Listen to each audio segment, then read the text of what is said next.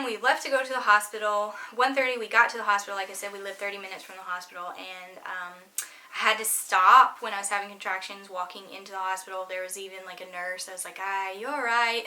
She was like, "Let me go get you a wheelchair." So she got me a wheelchair. Well, did she get me one? I said it was okay because I was like, I don't know if I want to sit down.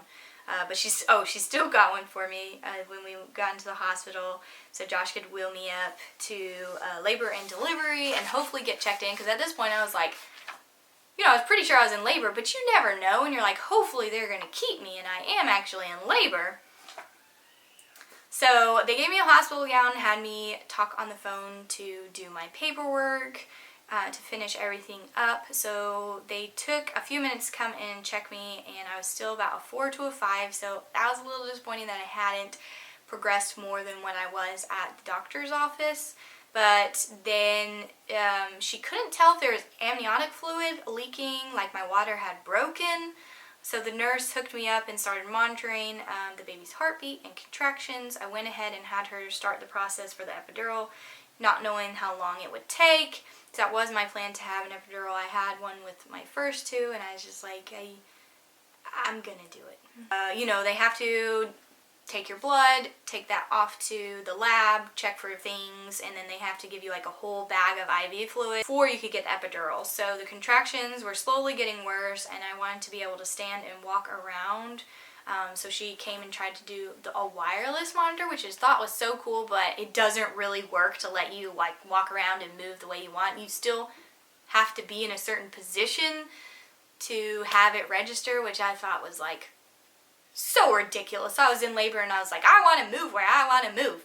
Like I said, the best position was for me like leaning over, either on my knees, like this on the bed, swaying my hips, or like standing, leaning over, swaying my hips. Like that was the way to get through my contractions. It was horrible to sit up straight in that bed when I was having, because I had back labor really bad. Not as bad as my first, but it was still really bad, and it was just like so much pressure on my back as I was sitting there having contraction. It was horrible. So I was like, this monitor is ridiculous. All the monitors are ridiculous. I understand why they need to monitor the baby. I want to keep the baby safe, but it's very difficult for you to be able to move around whenever you're hooked up and doing those things. So let's see. But when I did, so I was like, at some point I was like, man, this is horrible. I've got to move around. But she came back in and she was like, I can't get a good reading, so I at least need 30 minutes of good readings, so then you can get back up and walk around and stuff. And so I was like, fine. So I had to get back in the bed to be in that position for 30 whole minutes. So that they could track everything, and it was so much worse in the bed. Like I said, it was just pressure on my back every single time I had a contraction. I was trying not to tense up when they came, but they were getting really bad. I had like a spiky massage ball, because I read about this comb technique where you could like press a wooden comb or something into your hand to put pain somewhere else and try to focus on that pain instead of all of this pain. And so I had like a spiky massage ball that I was trying to squeeze really hard, and I couldn't really squeeze it hard enough for it to be super painful, to be painful enough to take some of the pain away. And so my husband would come up and he would like squeeze my hand around it so that I could feel that pain a little bit more than this. Like I said, Josh came up, so she came in and she said the anesthesiologist was up on the floor doing someone else's epidural and wanted to know if I wanted them to come and do me next. And I said, yes, go ahead and do that. Then she came in a little bit later and was like, he had an emergency one that he had to go, and then you'll be the next one. So at 4 p.m., so I got to the hospital at 1:30, and so at 4 p.m., the contractions and my back pain were just so bad. I was just like, had that hope of the epidural, and I was like, relief is coming, like I'm just got to get through them until I get the epidural. And that I was just trying to get through every single one. I was breathing, I was trying to do what I could to manage the pain for each of them. And it had almost been the 30 minutes. Like I was checking on the clock because I was like, okay, 30 minutes, go, 1 minute. Like, oh gosh, it was so horrible. So I was like, it's almost been 30 minutes. I cannot take this anymore. And I had to flip over and like help manage the pain. I was like, there's no way I can do this anymore. So I flipped over on my hands and my knees on the bed during the contractions just to get through them. The nurse came in and said, she like saw me, and it's not that I wasn't screaming at this point, but I was in so much pain, and she was like, let me check to see where the anesthesiologist is. And she was like, let me first see where you're at before I go and check where he's at. And so at this point, I started getting really nauseous, and I was like, I'm going to throw up at any point. And, you know, people say that is like, a lot of times that's when you're in transition, like, to get ready to push. And so I didn't know that, but I was just like, I'm about to puke, get me a thing, so that I don't puke everywhere. I was getting really nauseous, but I did never throw up. So when I was on my hands and my knees having a contraction, I did get this sensation of something like, of having to go to the bathroom, like go number 2, and it wasn't super strong. And I knew that was a sign, like, the baby is there, you're getting ready to push. But I was like, no. I gotta get the epidural. I'm now joined by my little 18-month-old, the one I am talking about, her birth story. So this is little Zoe. So let's see where we were at. Okay, so at this point I was laying in like a fetal position. She likes to suck on my finger. So at this point I was like laying in a fetal position just to like get through the pain. I was like clinging to my husband's shirt, and I was just like, help me, I don't know what to do. You know, like I said, Josh was right next to me. I had to grab onto his shirt every single time I had a contraction just to get through it. You know, thankfully they were still like 5 minutes apart, so it wasn't like I was having contraction after contraction after contraction, because I know some people have that, and no rest is just like, oh wow, I don't know how I could have done that. So I was thankful that they were still 5 minutes apart, so I could get a little bit of break. And so Josh said one time I squeezed his hand so hard it hurt where his ring was. And I honestly, I don't even remember that. Like, I don't know. He didn't say anything, so he was great. So I was on my hands and knees when I had flipped back over for contraction. And so when the nurse had said, let me check you. And so I was like, I gotta wait until I get through this contraction. And so I was shifting to lay back down, and I did feel a sort of like pop. Like my water might have broken, and I said, I think it might have broken, although nothing like came out right when the pop happened. And so I turned on my side again, and I had another contraction, and as that contraction was happening, my water just like gushed onto the bed. So we were basically just waiting there for all of my water to come out so that I could, and my contraction to be over, so that I could turn over and she could check me. So, you know, I was on my side and I flipped over so that she could check me, and I was a 9. And I was like, no, I'm not a 9. And I was like, I knew exactly what that meant. I was like, I'm not getting the epidural in my mind.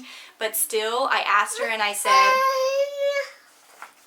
said, oh no, I can't get the epidural now, can I? And I still like asked her, and she's like, she did say nicely, I can check, but the baby will probably make it before the anesthesiologist. She was very kind, but you know, at this point, I think I was shocked and scared. I think that was like the scariest feeling in the world. I think because up until this point, I had been like, relief is coming, like the anesthesiologist is coming, I'm gonna get an epidural to deal with this pain. And I hadn't been preparing myself to actually like birth this child without any medicine. There was just so much fear. It was so scary, and wow, I mean, I'm not even sure how to describe how scared I was at that point. I was probably in some denial as well. Like, no, it's not, I don't think this is gonna happen. But that's where I was at. So that was setting in and it super freaked me out. Like I said, and at that point I was just like, Josh, I can't do it. I can't do it, which is another sign that you're like transitioning and getting ready to push. And he's like, he just kept on saying to me, you know, you can do this. You have to now. Like, there's no choice. But he just kept on encouraging me and saying, you can do this, you can do this. And after she said I was a 9, the baby nurse came in. So they were like trying to set everything up because they're like, this woman's about to have a baby. We don't have anything set up. The hospital was super busy. Like, they were telling me that they, at one point, like yesterday, had to put women in beds in the hallway. And I was like, holy cow. So the very next contraction after my water broke was horrible. The sensation to push was so bad, I kind of called out a little bit like, it feels like I have to push already. And the baby nurse is like, try to hold on until the doctor gets here. And he somehow made it through that contraction, saying to Josh, like, I can't do it, I can't do it. And he just kept on saying, yes you can, yes you can. And he was there. And so the next contraction was so hard, like there was no way. I had to push. And so I kind of yelled out, like, I have to push, I'm gonna push. Thinking, like, in my mind, I was like, I can't push and not have someone there to catch my baby, so I need to let them know that they need to come over. So I think I even started pushing before the nurses came over, and so it was just my nurse and the baby nurse, and my nurse was just like, it's okay, we've done this before, and I think that little bit of like reassurance just helped me a ton. So I was laying on my sides with my legs curled up and together, and I just started pushing during the first contraction. Like, my legs weren't up or anything. And so she looked under the sheet and she said, yep, there's a baby coming, I see hair. And so after that contraction, they asked me if I could flip over on my back, and I was like, no, I cannot move at all. It was just, I was in so much pain, worn out, like I couldn't. And so they're like, that's alright. So they just lifted up my top leg, and that's how I delivered the baby, on my side, and it felt great. Like, it is actually a position that's good for delivering. 2 nurses are down by my legs, and Josh was next to me, and I was just gripping onto him and holding on. And he was holding on to me, and he told me later that he was tearing up seeing how much pain I was in, and, you know, that's just so sweet. So the next contraction I had to push, obviously, and I just kept on pushing because there was so much pressure. I was really hoping that was the baby coming out, because I was like, I don't know how much more I can take. And, you know, it hurt really bad, because at one point Josh said, you know, it's okay to yell. And I did, I mean, I don't know if I was like yelling, but I did end up like being like, ah, and like, I guess screaming, you know, yelling out with the pain. Like, there was no way that I couldn't get through it without doing that. I don't remember there being any like searing pain or like ring of fire down there, but it all happened really fast, and I was already in so much pain. I was probably just delirious and not focusing on like where the pain was coming from. Just focusing on getting the baby out. And I think at one point I said to the nurses, do I just push? Because I was really unsure. I'd always been coached in the past, but my body just did it. It knew what to do. They were there to help make sure the baby was all right, and so I was, you know, felt comfortable about that. And I don't remember them ever like saying what I needed to do. So anyways, it was that second contraction of pushing.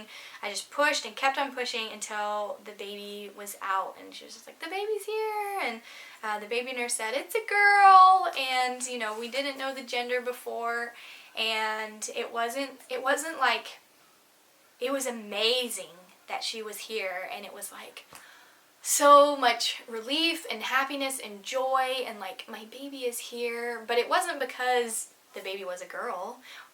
It was because she was here and she's beautiful, and it was a miracle that I survived and like got through it. And me and my husband just felt so close, and they put her up on my chest, and I was just holding my tiny baby, and the relief was incredible.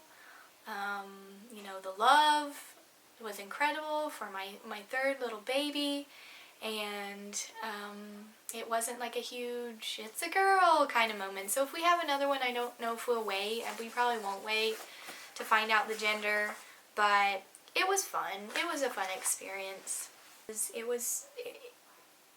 Like I said, it was just my nurse and the baby nurse running around afterwards, and I just was holding the baby, and Josh was right next to me, and it was just a very intimate, wonderful experience, something that brought us so close together. I mean, so many feelings, so many wonderful feelings about that day. And for, me and my husband, and obviously we have our little girl. So they kept her attached, like the cord attached, for a while. Oh, so she put it on my chest, and she had a ton of black hair, a ton, and more than my others. And I wasn't in pain anymore, or, like way less, and so it felt like I wasn't in pain anymore. Kept her attached for a while, which is what I wanted. They were just cleaning her up and me up as best as they could, getting fluid out of her lungs. The baby nurse finally came over and clamped the cord so Josh could cut it. And then the doctor came in, and the nurse was like, "The baby's here already." And he didn't really seem surprised, and just came over and started working. So I had already had some contractions because the placenta was still in there, and so they didn't hurt. They did hurt a little bit, but definitely not as bad. And so it's like pushing on my stomach helped deliver the placenta, and then checking to see if I tore, which I did tear a little bit, and I tore with my other two as well. So while I was just holding her in a towel while he was doing his thing, and he gave me a numbing shot and a few stitches, and at that point I did start shaking a little bit, but nothing as bad as my first two deliveries. So after he was done, he left, and the nurse tried to clean me up as much as possible, but it was a complete mess, like with my water breaking everywhere, everything, and I guess I was bleeding a lot more than I should have been as well. But I really didn't care. I was just so relieved to have her here and to have the pain over with. Basically, at that point, she could clean me up as much as she could, and they left us in there, and it was just the three of us. So like I said, everything was still on the table, so Josh was like, "Oh, look at this placenta," because we hadn't seen one before. So it was still in the towel on my chest, and I started to be able to breastfeed her. She latched on great, and nursed probably at least 4 minutes until they came back in to clean her up and weigh her. So while I was nursing her, my nurse kept coming in and pushing really hard on my stomach and checking how much blood came out. She was worried about the amount coming out and gave me a shot in the leg to slow it down. I was feeling pretty weak and tired at this point, and Josh, he said he was getting kind of worried because I guess I was getting like, I don't know, a little weird white, pale looking, and so she ended up having to give me 2 shots. And then a big blood clot came out, and it got a lot better, she said. And so I was just laying in the bed with like a bed pad under me with blood everywhere. So after a little bit, I was able to get up and go to the bathroom and get on those wonderful mesh undies, which are so comfortable and help everything. But bleeding a good amount, and it would just like, leak out as I was walking to the bathroom floor. Just like our room was a mess, and it was a mess for a while because, like I said, they were so busy. Like no one even came in to clean our stuff, which honestly, it's all my stuff, so it's not like I really cared that. Like I didn't care. It's all me, but it was messy in there. Like I said, we got a lot of time. I think because it was so busy, we got a lot of time, just the three of us in that room before we even moved Actually, we didn't end up moving anywhere because they were so busy. They didn't have another room. They just left me in that delivery room. So the nurse that delivered her said that she was so excited to have caught a baby coming out. She is going to school to be a midwife. I was like, I told her, it was like, you did a great job in delivering my baby. And she said that was her second baby that she had actually caught. And so we did get a picture of both of the nurses that helped deliver Zoe, and so that was fun. So a funny other story, the next morning she came in. You talking to somebody? Next morning she came in, she said she almost had to deliver another baby that morning, and the doctor barely made it. She told me that it was the same situation. They had a boy and a girl, and they didn't know the gender, and it was a girl as well, and she wanted to get an epidural but didn't have time to get one either. And it was actually my friend. As she was talking, I was like, I bet you this is my friend that's due about the same time. We go to church together. It's everything. I was like, I'm sure that's her. And I was like, that's so fun. So our babies are very, only a day apart, not even 24 hours apart.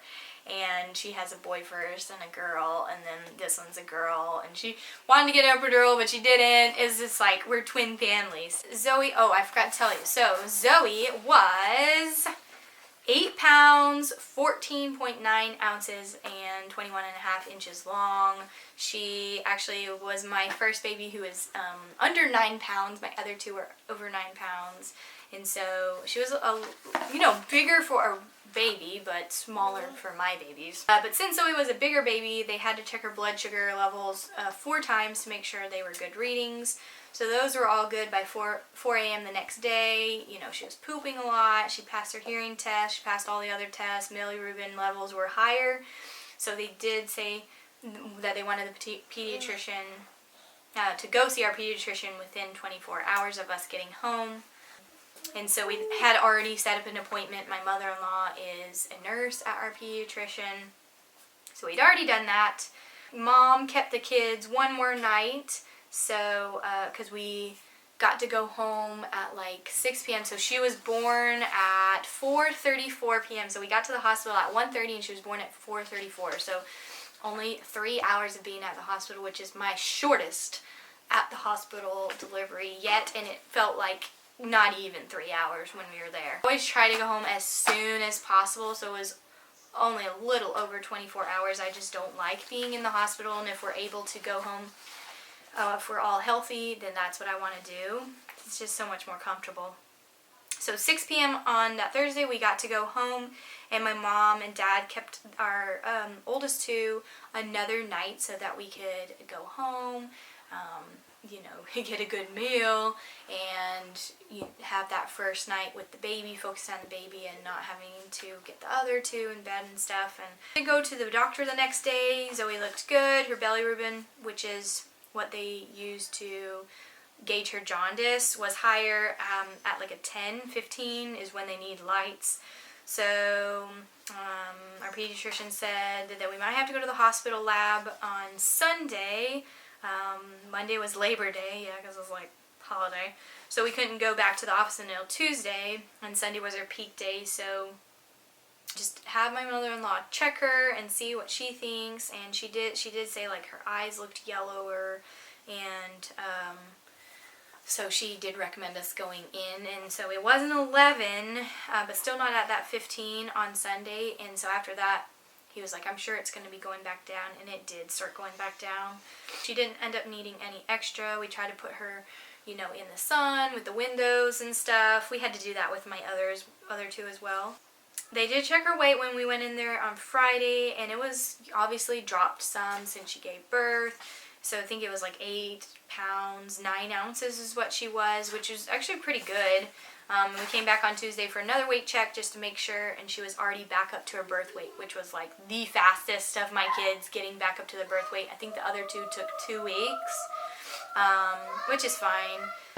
She was eating really well, didn't have any problems nursing, latching on, anything like that. I put in here her belly button is sticking out a lot, and the doctor says she has a little hernia there, but it should heal on its own within a couple of years. I honestly haven't ever noticed anything. Was definitely, having a natural delivery was a better recovery in the hospital than the other two, probably because I didn't have to have medicine, plus I didn't tear as much, and so I was sore for a while, but obviously, and I was bleeding a lot. That was annoying. But I was able to like get up and walk right away, which I was not able to do with my other two, and epidurals and tearing more.